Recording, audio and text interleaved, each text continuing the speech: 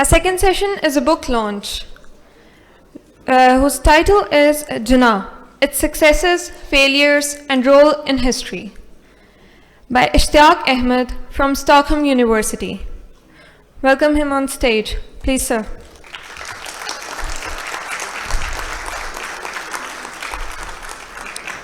He'll be joined by Asad Rahim Khan, who's a lawyer, and Salman Akram Raja, who's also a lawyer. Welcome, ladies and gentlemen. We'll be talking about Professor Ishtiaq's book that you just heard about. It is titled Jinnah, His Successes, Failures, and Role in History. So clearly this is not a work of hero worship, as a read through the work would reveal. And Professor Ishtiaq has delved into Mr. Jinnah's remarkable life, his successes, but what he describes as his failures as well. And that is interesting for us, given that we look at Mr. Jinnah, the man, much less than we look at Mr. Jinnah, the creation of our minds and of our, if you like, state narratives.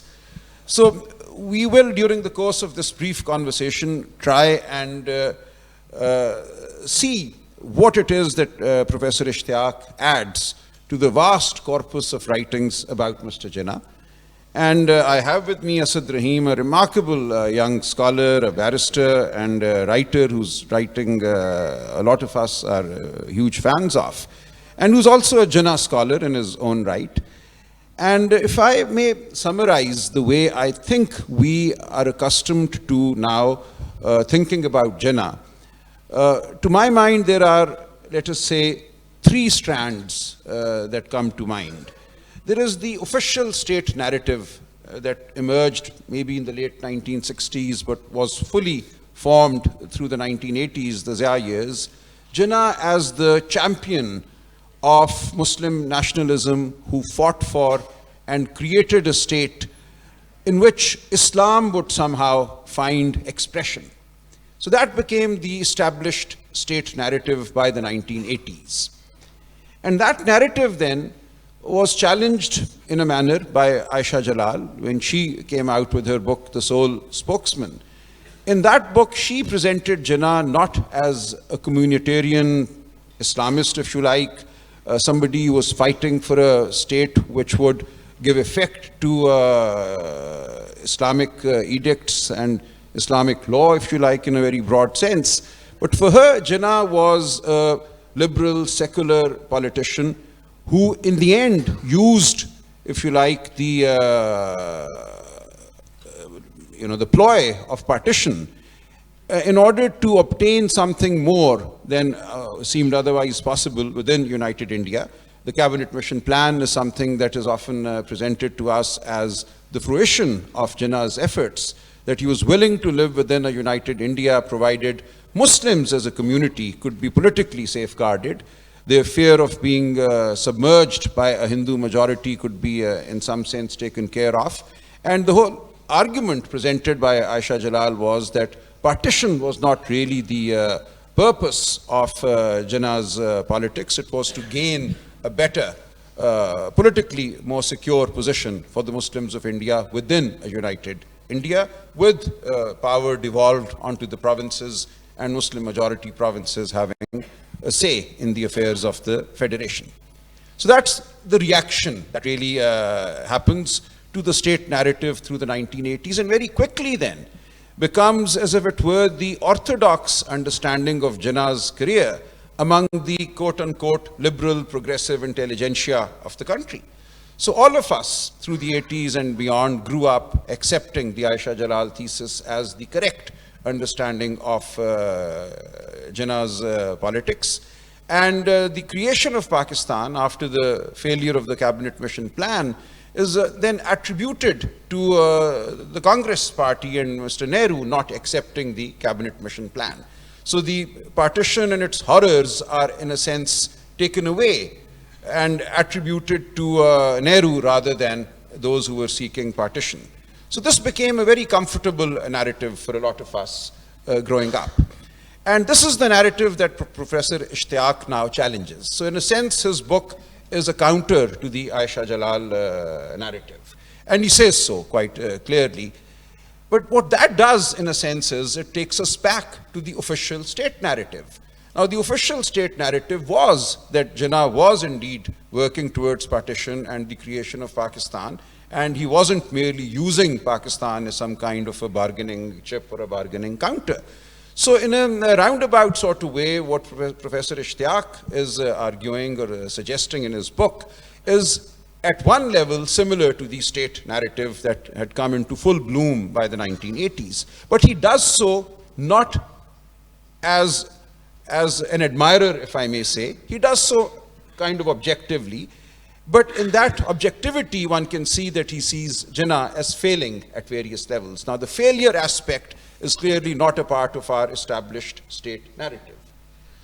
And Asad here, on the other hand, is again a scholar, as I said, of the Pakistan movement and Mr. Jinnah. And he's written deeply, if not extensively, about the Aisha Jalal thesis as well.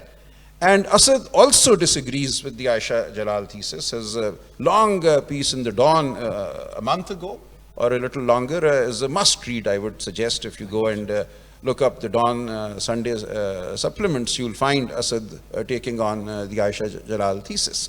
But he does so more admiringly. So that, I think, is the distinction between Professor Ishtiaq and Asad. So for Asad, Jinnah's quest for Pakistan as a separate state was a genuine quest, was not just a bargaining chip.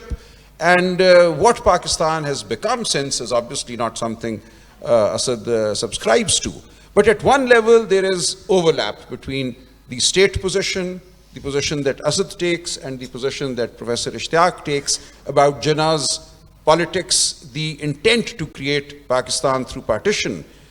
But at another level, they disagree fundamentally. And I'll try and see if we can bring out those disagreements and present them before the House here for consideration. I hope, Professor Saab, that was a fair summary of your position. I would say yes. Okay, I'm Although, I mean, at this stage, maybe we should accept your presentation. We can build on that, and now the floor will be yours. I've overspoken already. Yeah. So tell us then something about Jinnah's career. If we start really at the early stage, let us say the period 1906 and 1916 up to the Lucknow Pact. Right. So how do you see the Jinnah of that period and what Jinnah was to become later? Do you see the roots of that in that period, or is it a departure from his early years? It's a departure in terms of the positions he took and the arguments he proffered to defend his standpoints. But it's the same man seeking every time a position where his word would prevail. And so he looked for arguments, I think very sincerely, in favor of Indian nationalism, and I quote him extensively on that. I think at the same time, he was a man who would not let another leader be greater than him. This was something that he was obsessed with. And Gandhi came and he transformed the politics of the subcontinent from constitutions, from speeches in the Constituent Assembly, in the Imperial Assembly at that time, and he brought it out in the public. And it was a number of things which led to that. One was the Rowlatt Acts, where all Indians, including Jinnah, Gandhi, everybody was shocked that having supported the British during the First World War, 2.5 million people joining the army voluntarily, big donations coming from all over India. What they got was the draconian Rowlatt Acts. And then Jinnah is critical of that, very contemptuous of that, and I quote him. And I think that's the best part of Jinnah's career as an Indian nationalist. But he's overshadowed by Gandhi when the Khilafat movement comes. And may I point out to this August gathering that it's the Muslims who went to Gandhiji and not the other way around. So what was Gandhi's problem? Had he said, this is a Muslim issue, we won't support you, then he had no moral right to expect that the Muslims will join the Hindus and other Indians in asking for the freedom of India. It was as simple as that. So when Gandhi ji then becomes the leader and he goes out in the streets and he protests and people follow him, that Jinnah would not accept. He thought he would be reduced to second fiddle. And that in 1945, when he's speaking in September, he goes back to Gandhi and says, remember that man, you know, wanting to be the leader of this and that, but now it's proven that he is a fascist. So this was an obsession for Jinnah, and I think leaders do have such problems. Now, let's contain Yes. ourselves to this period first. So Okay. you describe Jinnah as an Indian nationalist Right. at this point in time. So And, from and, the 19... and the high point is the Lucknow Pact. Okay. Yes. Now, if I may just question both of you a bit on the Lucknow Pact.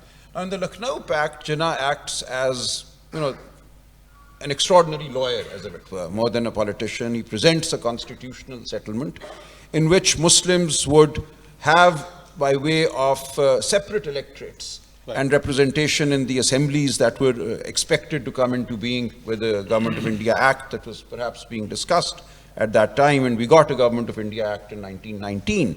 So Jinnah presents a scheme for separate electorates in the Lucknow Pact. And that presumably is to allay the fears of his Muslim colleagues.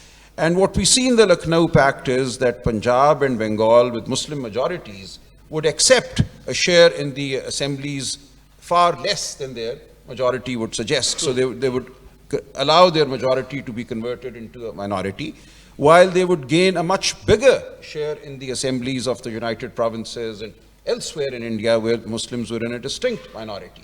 So some kind of a balancing act is presented. So Asad, at this point in time, also we see Jinnah as appealing to a Muslim constituency. So he's not just a secular Indian national. He's still, as early as 1916, acting and addressing the concerns of a Muslim constituency. So how do you see Jinnah at this point in time? Ji, thank you, Salman Saab. It's a privilege for me to be on this stage. Ishtiaq Saab has written a book that is maybe more, not maybe, in fact, absolutely, more extensively researched than the vast majority of literature on Quaid-e-Azam. And what I appreciated was its extensive use of primary sources. Raja Saab needs no introduction, along with Ashtar Saab, perhaps, again, not perhaps, absolutely, our most distinguished lawyer in this country today, and also somebody who is deeply immersed in reconfiguring what the heart of Pakistan is or what the heart of Pakistan should be. 1916 is a very interesting year.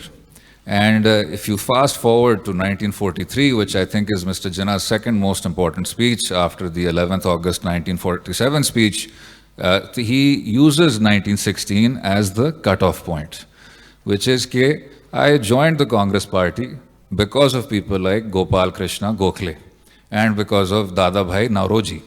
And even though Mr. Gokhale was a Hindu, the expression he uses is, hope sprang eternal, that it was this Hindu leadership that gave us a better deal, that gave us the hope of a better deal from within the Indian political system. But 1916, besides being the year of the Lucknow Pact, is also the year that Mr. Gandhi arrives on the Indian political stage. And it is something that Mr. Jinnah himself says was a sort of turning point. Where I somewhat diverge from what Ishtiaq Saab says is, I think there was also some fair bit of ideology at play beyond politics. We tend to forget that in the 1910s, it was Mr. Jinnah who was the most eminent young Indian nationalist and not Mr. Gandhi. And when Mr. Gandhi arrived at the fag end of that decade and started preaching concepts like Satya and Ahimsa and Dharma, that's when Mr. Jinnah said, please, once you inject religious majoritarianism into this movement, we won't be able to talk about constitutionalism, we won't be able to talk about civil liberties, we won't be able to talk about anything. I am watching this party, the Congress party, which is my party, turn into a majoritarian beast in front of my eyes. It's not something I can recognize anymore. So it was, I think, that path that had already begun in 1916, and you can see that Hindu Musalman इत्तेहाद का सफ़ीर का लक़ब उनको दिया गया था, उसमें भी, if you don't mind my saying, तब भी उनका ईमान डगमगाना शुरू हो गया था कि ये अक्सरियत पसंद लोग हैं, ये हमारे बुनियादी हकूक़ को महदूद करेंगे, ये हमें इस तरह बसने नहीं देंगे जो कि मेरी ओरिजिनल ख्वाब थी या जो कि मैंने शुरू में सोचा था या इब्तिदा में सोचा था. So Ishtiaq sahab makes a very interesting point. जो कन्वेंशनल बयानिया वो ये है कि Lucknow pact is the high point, Hindu Musalman इत्तेहाद का ये एक मिराज था. लेकिन फिर उसके बाद जब नेहरू रिपोर्ट आई और नेहरू रिपोर्ट में अलहदा इलेक्टरेट्स की बात को मुस्तरद कर दिया गया, तो वहाँ फिर कायद आज़म मोहम्मद अली जिन्ना साहब आहिस्ता आहिस्ता से जी come to the Nehru report in a moment now. So we can now, I think, move from the 1916 Lucknow Pact towards the Nehru report of 1928. Lekin I would like to ask some from clarifications. How was the Lucknow Pact not meeting the demands of the Muslims? Why did he repudiate it in 1924? What had happened? Is there any explanation for that? Actually, if we get into too much detail, Okay. we'll run out of time Okay. very Okay. quickly. Okay. So I want to do I'll a try to broad, answer later. overview of Right. what Okay. you suggest was happening and Yeah. what I think we recall. So between 1916 and 1928, we see a period of politics which becomes, as you rightly say, popular politics, mass-based politics, no longer politics just limited to speeches within the Imperial Council and so on. And this is a politics that Mr. Jinnah was not, would you agree, suited to. He kind of is sidelined during this period because the Khilafat movement is a movement out there in the streets, and it's not being led by the likes of Mr. Jinnah. It is a different kind of leadership that emerges during the course of the Khilafat movement. And this is a leadership that, in tandem with Gandhiji, uses expressly religious idiom and religious conceptions of politics, if you like. It's not separatist because you have Gandhiji participating in the Khilafat movement, but it is overtly now, in some sense, religious. May I add something? Please, yeah. I think this is also a myth that with Gandhi, religion is brought into politics. There was already Arya Samaj there. Brahmo Samaj was already there, and they were preparing Hindu identity with a view to reform it. The Wahhabi movement was very strongly entrenched in northern India, and they had a strong position in the frontier also. So religion was already in politics. When Gandhiji comes in with his politics and religion, he tries to find what is common regarding humanity in the Quran, in the Bible, and in the Gita. So it's a different way of using religion to counter Hindu nationalism, if you want to call it, Islamic nationalism, or separatism, if you want to call it. He's trying to find common ground. Where does God and religion bring all humanity on one platform? And I give you one example. In 1937, when the Congress had won elections and the Bihar government was installed, they invited Gandhiji to come and speak and tell them how should we now run a government when we had been opposing British rule all along. And he says, what is Ramraj?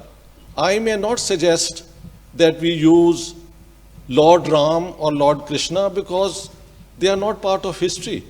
But Prophet Muhammad, Abu Bakr and Umar, and especially he says Umar, is the par excellent example of a ruler who rules the world and yet he is accessible to the common man and lives like a common human being. So Gandhiji's use of religion is to come up with what is best in all the traditions. So that's how I look at it. Okay. And I mean, you actually now remind me of what Abul Kalam Azad was doing during this period of time. This is the period of Al-Hilal.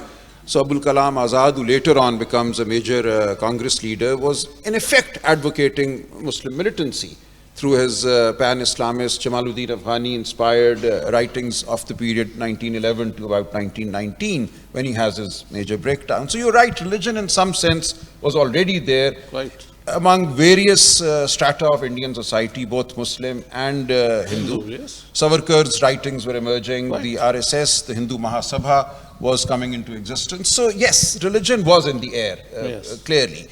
And it had to find expression at some level. But what we see then is that during the 1920s, as the Khilafat movement rises and then dies down, the demand for separate electorates becomes a major issue in Muslim politics. And weightage. And weightage, yes. Yes. As I said, in Lucknow Pact, Yeah. Muslims had agreed, or Mr. Jinnah had agreed to altering the weightage of Muslims in various states. Yeah. In some states, less than the population, in other states, greater than the population percentage in those states. So this conversation then continues through the 1920s. And what you bring out is that there is a conflict between the Muslim League itself during this period of time.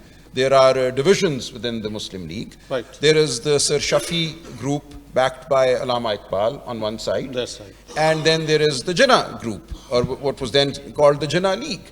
So Iqbal and Shafi on one side and Jinnah on the other really are contesting parties within the Muslim League through the 1920s. And that's a very interesting thing that we often don't recall about the 1920s, that Jinnah still somehow is less communitarian than the mainstream of the Muslim League, and he still somehow wishes to go back to a position of Indian nationalism, as if it were. But it's more the Shafi Iqbal group that is insistent on separate electorates. Jinnah was not a loyalist to the British in that sense as Sir Shafi and Iqbal were, comparatively speaking. Jinnah would take an independent position until, I would say, the Second World War, when he goes and talks to Linlithgow. And Well, let's stay till 28 first. Okay, Yes. let's So- end there. Yeah. So during this period, Asad, how do you see this period leading up to the Nehru report, in which the separate electorate demand is rejected, and then a change results in the politics of India? So till then, there is the possibility of some kind of a compromise between the Muslim political leadership and the Congress on the question of separate electorates. But the 1928 Nehru report seems to quash that possibility. That's correct. Well, a few modestly suggested caveats. It is a bit generous to say that Mr. Gandhi was trying to come up with a cocktail of the best of what humanity represents and what drawing from different faiths, and therefore everything he was preaching should be bought by all segments. Again, the same 1943 address, but we don't even need to go there. The policies that were being advocated, which have to do with schooling, which have to do with rights, which have to do with population, which have to do with an overall aggressively macho Hindu nationalism, were all there. And the man was very intellectually sophisticated, so he could actually make a rhetorical pass towards Islam, towards Islam's holiest personages. But let's not forget that the Congress party, under the apex of Mr. Gandhi, was, in terms of hard statistics, it had 3% Muslim representation. Abul Kalam Azad, who is hailed by Pakistan's progressives for some reason, was considered a quisling, to use Mr. Jinnah's word. The expression he used was a quisling because it was symptomatic of essentially you selling out to the majoritarian party and putting up a fig leaf of Muslim representation. And that's why separate electorates went to the heart of the issue. Why? Because Muslims, or any religious minority for that matter, do not vote in blocks. And when they're not voting in blocks, the first past the post system tends to decimate whatever people they're able to elect. And that's why Mr. Jinnah was so aggressively advocating for separate electorates, even though initially he had his own reservations about them. You know that. Yeah, I do, sir. I read your book also. And in a strange mirror image, when the remnant Pakistan National Congress was left over, not to get away, sir, from the 30s, post-Pakistan. So you find this existential crisis within our own opposition in our constituent assembly, where the Pakistan National Congress is saying, "Hum separate electorates nahi chahte," because we want to become part of a composite society. And that leads to the Muslim League being very confused, which once used to be a minority party who wanted separate electorates, that why is the minority saying that it should become part of a larger composite nation. So those. So you see the wisdom of the Congress, it was consistent even after partition. Absolutely not. I don't see the wisdom at all. And I'll say why. I don't agree at all with what the Pakistan National Congress was advocating after 1947 for the sole reason that Muslim representation in a one-man, one-vote constitutional democracy After is. Pakistan came into being. Yes. In terms of the Congress maintaining the same intellectual stand it had before, yes. Yes, they were consistent. Just one tiny end Also have a point. to this. As far as the repudiation of the Lucknow Pact is concerned, again with great respect, this book has cited Sir Sikandar Hayat. Sir Sikandar Hayat's rejection of what Mr. Jinnah was doing. Not Sir Sikandar Hayat. Sikandar Hayat is a professor. He's a professor, not sir. He is not that Sikandar Hayat, the politician. Sikandar Acha, I'm sorry. Sikandar Hayat, the professor. Yes. Sikandar Hayat, the professor. And Rafiq Afzal, who's the main author of the history of the Muslim League. Both Theek. are quoted. Again, Well, gentlemen, sirs we or can't get civilians, bogged down in the too much Sikandar. detail. Acha, chale. I don't want us to get bogged down in too much okay. detail. We Yeah. don't have that much time. So what we see is that up to the 1928 Nehru report, politics has changed. There is a division within the Muslim League. Other Muslim parties have emerged. The Khilafat movement then gives rise to parties like the Allama Mashriqi's Khakisar Tehreek, Majlis-e-Ehrar. You have the Jamiat-e-Ulama Hind of the Deoband. So these are all major Muslim configurations. And none of them are really beholden to Mr. Jinnah. And they have their own independent existence and also mass appeal, if you like, roots among various segments of Muslim society. So what we see then after 1928 is that while Muslim League continues, carries on, you have all these other configurations that have also emerged.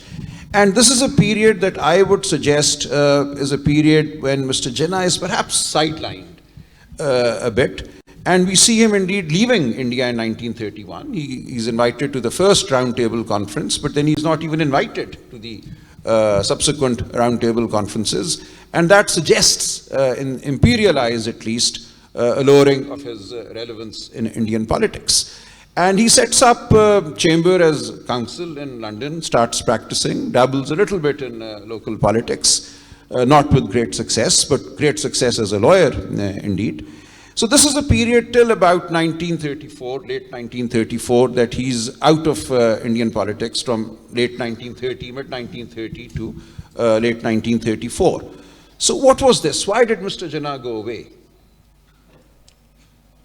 I have no clue. What did he do there for 4 years? He amassed a lot of money, that we know. It's all in the public. Sorry, No, was this out of some sense of despondence? It must be. I don't know what was he seeking, and he thought that the Muslim League itself was ridden with so many problems that there was no light that he could see in his own party. And I mean, that's the explanation which makes sense. He went there, stayed there for 4 years, but he didn't give up his connection with politics. I think he used to come every year. I've read that also somewhere. So he was connected, but he was away from the Indian scene. I just wanted to make one point, I think, to what my learned friend has said.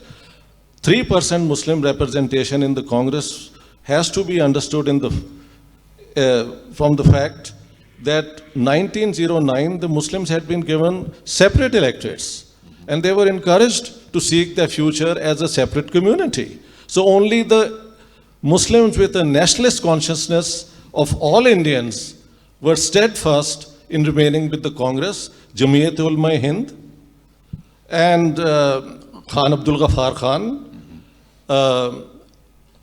Khan Bahadur, Allah Baksh Sumru. You know, these are people of great merit in their own right.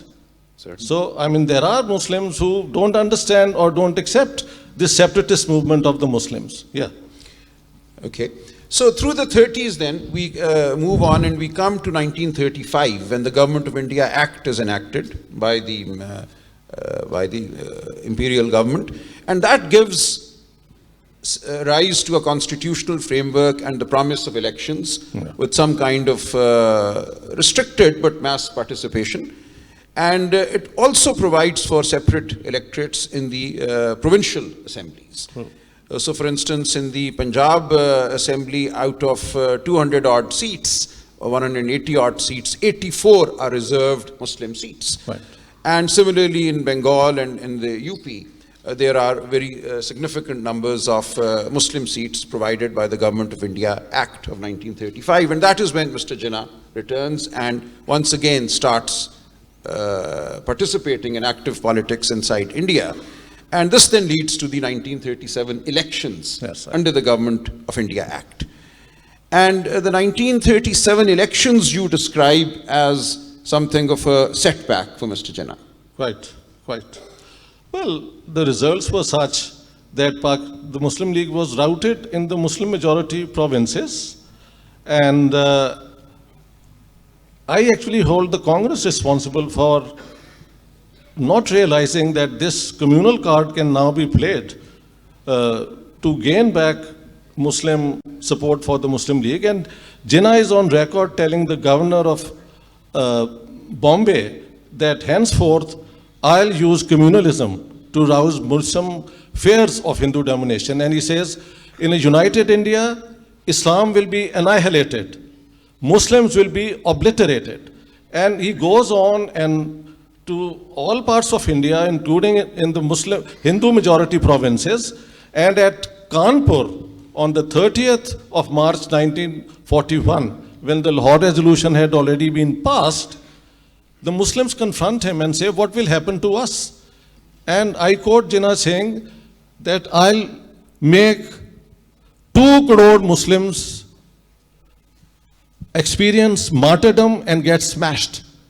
So he was willing to sacrifice the Muslims left behind in India. Yeah, whose interest we are supposed to believe that he represented. Okay, let me just get Asad's reaction to this. So Asad, would you say that the 1937 electoral defeat changed fundamentally Jinnah's politics? Absolutely. 1937 was where the Damascus conversion happens, which is that once you give the Congress party government, it turns out that regardless of the high principle that they ascribe to, at the end of the day, they are essentially a communal organization and they will not give you free breathing room in a country in which they control the state machinery. That was the first thing. The second thing was, Ishtiaq Saab is right that Mr. Jinnah has in various addresses said that we are trying to create a separate country where the minority left behind in the major country is going to suffer. And then he said, suffer we have to. And he grounded this in his own experience whenever he would speak about the minority in that country, because he himself was essentially from there, he would say that this is about us, we. He would use the expression we, that if we have to make this sacrifice, we will make this sacrifice. It goes back to the greatest good. And again, there is a bit, not Ishtiaq Saab, but there is a tendency when holding Mr. Jinnah up to an impossible standard that there should have been some sort of perfect solution in which not only should the vast majority of Muslims have been safeguarded also, but there should have been some means by which those Muslims should be protected, which is also something that Mr. Jinnah was trying to work through. Mr. Liaquat Ali Khan was also trying to work through. Yahan bhi protection, udhar bhi protection. But that idea of the minority staying behind in India cannot divorce us from the fact that we should not achieve Pakistan for anyone. So that's the, I think, the second thing. And he also says they are the first pioneers. The first pioneers are the Muslims from the minority provinces. They are the ones who struggled. They are the ones who were the light, the words used were, the light in the dark. So in addition to what Ishtiaq Saab said, I think we need to read what Mr. Jinnah said about the minority Muslims in, holistically. Finally, as far as the late 30s is concerned, I think that would also answer a lot of questions people have about the cabinet mission plan, which is that in 1946, people say, oh, if Mr. Jinnah did want a separate Pakistan, why did he accede to the cabinet mission?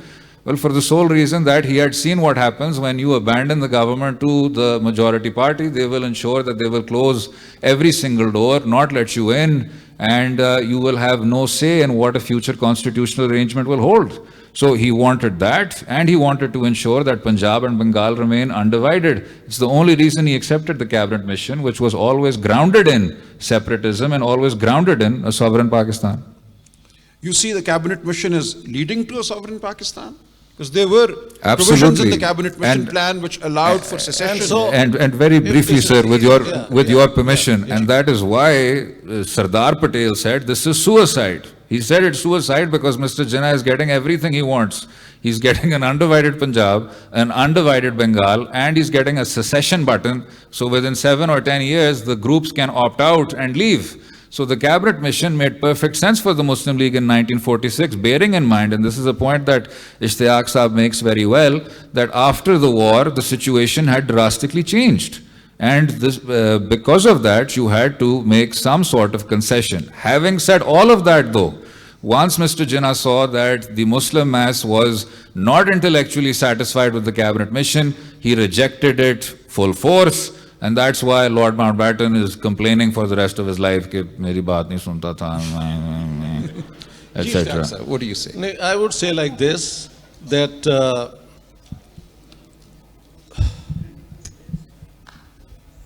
these ministries which were formed by the Congress party, In 1937? Yeah, 37, were they 39. oppressive? Were they oppressive? Of not at Muslim- all. That's Okay. what I'm saying. Lord Linlithgow, who was encouraging Jinnah to demand something concrete, and the Lahore resolution comes out of it. Then the 3-4 governors of these provinces, they are all on record, and I've quoted them, that there is no proof that the Congress governments were oppressing Muslims. The Pirpur report and the Sharif report are concoctions. These are fabrications. At most, they are an exaggeration of very minor incidents. So you have Linlithgow, who is the patron of Jinnah, saying this. So how can you allege that the Congress government gave a bad deal to the Muslims? Well, sir, taking your point at total face value and conceding, then it appears that the Congress government from 1937 to 39 seems to be much more progressive than what followed with Mr. Nehru or Indira Gandhi or Narendra Modi or every single Congress party or BJP or Jana Sangh government that succeeded. yaar. But coming to 1937 to 1939, whether it is the Vande Mataram issue, whether it is the intellectual issue that was being posited, accepting what Ishtiaq Saab said, that these reports are concoctions, the fact remains that the Muslim majority certainly felt oppressed to the extent that there was widespread resentment against that rule. So I am saying this when conceding, let's say, for the sake of argument, conceding Ishtiaq Saab's I think you points. Please. Intellectually and honestly, do you also believe that? Or it's just to concede the point to me? No, I don't, sir. Huh? Acha. So what's the point then? I don't. Okay, now whatever might have happened, Yes. Close कर दें? और मैं यार भूल जाना. चलो. Sorry.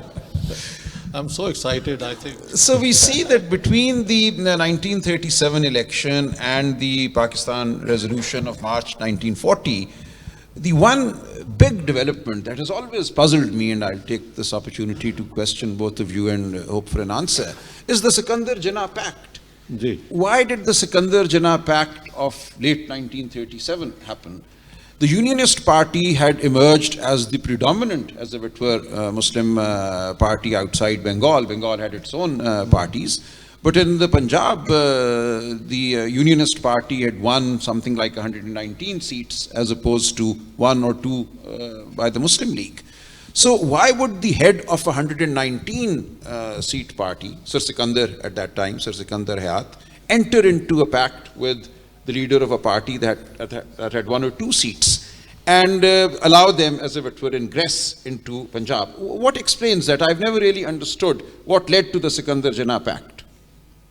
It was 1936 when the Progressive Writers Union first passed a resolution in Lucknow saying that we should radically reform Indian society along the socialist principles.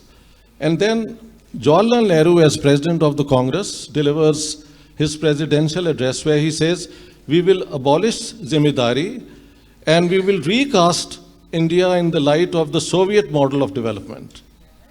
And Zimidari means land ownership, and the Muslim League, whether it was in the UP or later on in Pakistan, or let's say the northwestern, people flocked into the Muslim League because Jinnah said that landlordism would be gone and Islam will be annihilated. So that's the message. And to the Barelvi ulama, he said, you can go out and preach anything about what Pakistan would be like. Pakistan ka matlab kya, la ilaha illallah. This was spoken all over. I mean, I'm talking of the 40s now. So the 1937 is the fear of a socialist India coming into being under the Congress party. It's not Hindu Raj, because ultimately, and I quote Jinnah pleading to the same Congress government to save the Muslims in India, and they did. And just to demonstrate the point, 21% of the population of West Pakistan would have been Hindu and Sikh. By December 1947, it was reduced to 1.6% because... Okay, let me pause you here. So you're suggesting that the Sikandar Jinnah Pact was a pact between the large landlords of the Punjab, that's right, and who needed maybe a spokesperson in Delhi to further... How do you react to that, Asad? No, sir. I think the gentry of the time, yes, most of them were landowners in terms of Punjab. Also, there was not much buy-in for accepting Mr. Jinnah as the sole spokesperson for the Muslims. So your first step is, how do we consolidate something of a strong Muslim leadership with the materials that you have? So when he returned to what is now Pakistan, when he returned to the subcontinent after the 30s, then he made common cause with everyone. He made the Sikandar Jinnah Pact because he understood that within the Punjab, well, this is the gentry we have, this is the gentry we need to work with. Again, when that pact lost its efficacy, Mr. Jinnah said it is dead and we will never go back to it. So he understood from a strategic point of view that you need to make common cause. Having said that though, I would disagree with him ever being intellectually on board with any understanding of protecting land holdings, protecting the big sarmayadars. He has said in multiple speeches, 1944 Muslim League Working Committee, prior to that also, this 1943 address, Muslim League presidential address, he said, we are not going to be a party for the capitalists, we are not going to be a party for the landlords, we are not going to be a place where you accumulate wealth in a few hands. But so, I'll just conclude very, very quickly. Now, we also seem to think that Mr. Jinnah had these superhuman powers and he should have been everything to everyone. This is one gentleman with no political antecedents. He's up against the Congress, he's up against the British, he's up against the Hindu Mahasabha. Raja Sahab corrected my pronunciation yesterday. I'm still getting it wrong. He was up against Pathan irredentists in KP. He was up against Punjabi unionists in this province. So he was up against the Muslim liberal commentariat that was still buying what Abul Kalam Azad Sahab had to sell. Ki ji, hum sab bhai bhai, and you know it's going to be rivers of milk and honey and interfaith peace. When that experience, and again I will this time intellectually concede to Ishtiaq Saab's point. Let's say that the 1937 to 39 government was acceptable conceptually. The Muslim mass did not accept it. The Muslim mass saw it as a source of oppression. So he made common cause with Mr. Sikandar and with the rest. And then when they had outlived their utility, Mr. Jinnah saw them for what they were, which was retrograde legatees of British colonialism. Okay. A very quick reaction to this. I would say that if Jinnah Sahab was against all these forces that you have identified, what was he actually fighting for then? Sir, the country you are sitting in. Is that true? But that's what I also say. That's my position as well. Aisha Jalal's thesis is destroyed today. With your agreement? Yes, sir. Yeah. We agree. That's why I wrote this book. Ji. Pakistan is what he demanded, and that's what his demand was. Certainly. I've said he used all this without believing a word of some of the things he was promising. Islam, when he used, it was simply a lawyer coming up with a clever argument to convince Peer Sahib Manki Sharif and the peers of Pakistan, of Punjab and so on, go out and plead whatever you want to. And if you look at the election campaign, there is, you vote for Pakistan, you vote for Prophet Muhammad, you vote for the Punjab Unionist Party, it's for Baldev Singh and Khizr Hayat Tiwana. Muslims who do not vote for Pakistan, their nikah will be annulled and they would be denied. Okay, let me. And so he was using all those arguments. That's what I'm saying. Okay. Sir, this point is lost because people are not political scientists, they are generally historians. I'm saying once you speak a word, that word is no longer your property. So Jinnah was doing all this as a clever politician, and I concede the point that he wanted a separate state for which we have today, but the word is stronger than Jinnah. And it came to haunt us. And it came to haunt us. Okay, you want to react to that? Well, sir, I would still say that there was still a incredible consistency for a politician who has to take all of these constituencies with him in terms of his rhetoric. I can't remember Mr. Jinnah on record saying aapki nikah annul ho jayegi. But there is a difference between the high politics of Delhi parlor games and the Muslim mass movement, which has to translate into electoral votes. And if you're going to send out various people, so who were these people? There were people like Khwaja Nazmuddin in Bengal, Dr. Mahmood Hussain in Dhaka, Bahadur Yar Jang Sahab, Qazi Isa in Balochistan. So various people, different intellectual strands coming together to make a movement whole. So that is going to be subject to interpretation. When the religious right also shows up, we should bear in mind that a lot of the religious right intellectuals, whether they were Maududi Sahab, whether it was Majlis-e-Ehrar, whether it was the JUI people who now show up here and say Pakistan ka matlab kya, were intellectually fervently opposed to the idea of Pakistan. Right. That's correct. So the point being, this was not ever meant to be the Muslim version of Mr. Gandhi's Ahimsa Satya Dharma. This was a reaction that we need protection from a religious majoritarian movement. We will ground it in protection for religious minorities. And just one last sentence.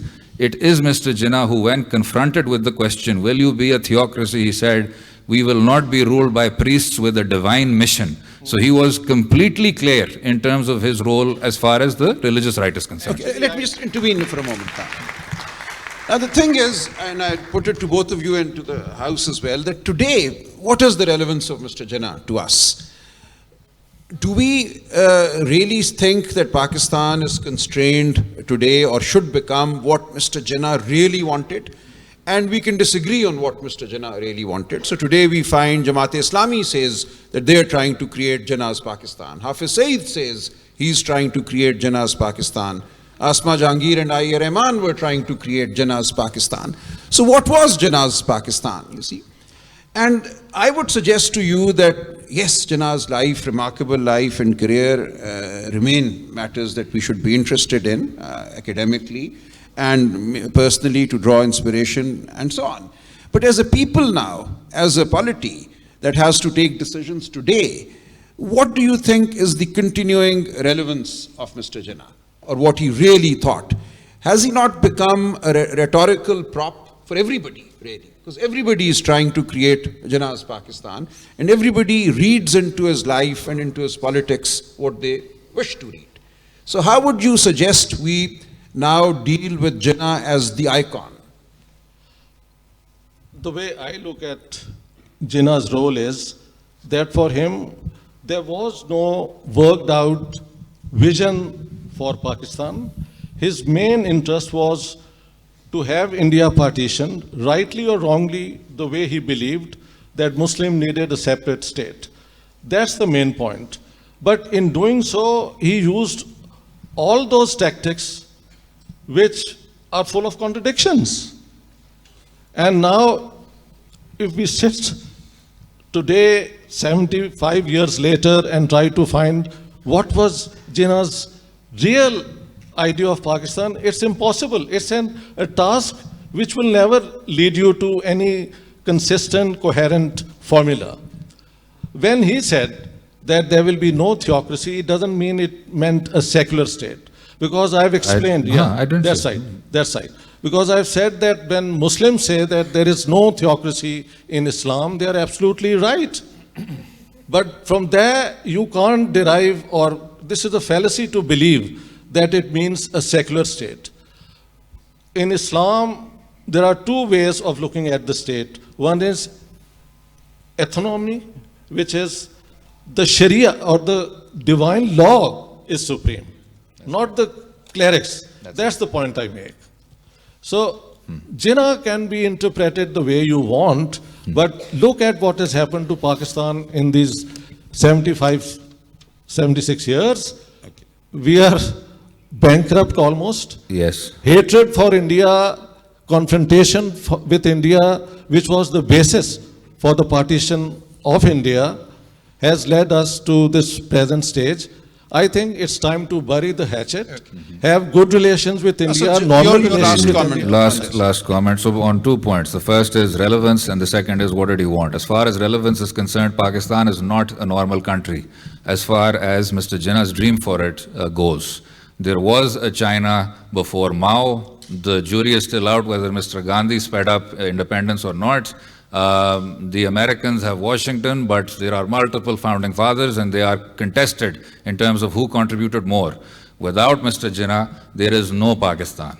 And if you get Pendrell Moon's comment on this, he says that the great man theory of history may have been validated once as far as Mr. Jinnah is concerned, because without him, these forces would not have united. That is why people like Ardeshir Kawasji say that if there is a founding ideology of Pakistan, it has to be within Mr. Jinnah's speeches and statements, because he was so integral to the whole project. So one cannot say, there are other founders and so on and so forth. You would not have had this country if it weren't for him. The second thing is, well, what did he want, if he is indeed relevant?